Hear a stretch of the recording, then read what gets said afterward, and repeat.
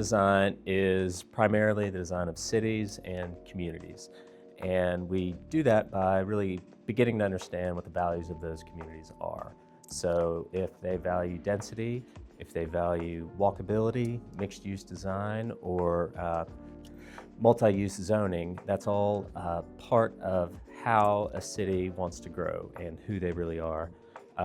Cromwell supports that really by thoughtfully discussing what the values of those communities are, whether it is all those things I just mentioned, density and so forth, or whether it is they're looking for something a little less dense and a little more vehicularly based. Architecture is the most important cultural amenity for a city. No matter what city it is, you go to places like Paris, you go there for the beauty of the city. Same thing with like New York, you go there for the cultural reasons, you go there for the amenities that they have.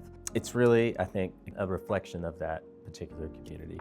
I like using a couple of quotes by one being Frank Lloyd Wright, obviously. He says that architecture is the mother of all arts.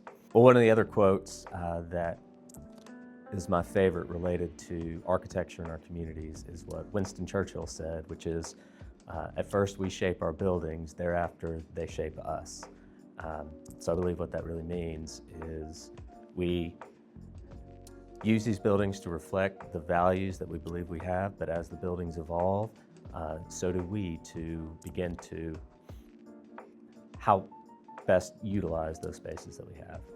Cromwell's been fortunate that our history has given us so many historic buildings in some of these dense cities that we have the opportunity to go back now and renovate them and find ways to breathe new life into them. So, for instance, it might have been a retail space for clothing that obviously now the world has shifted where they should sell everything online.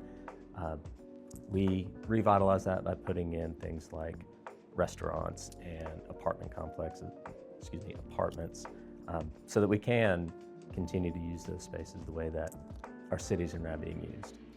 We're very fortunate to do what we do, to find ways to make our communities better, make our communities safer, make our communities more dense and sustainable and resilient, safer, obviously. And it's just something that I think we take pretty seriously because of the cultural and community effect that we have, not just within our lifetimes, but really within lifetimes of generations to come.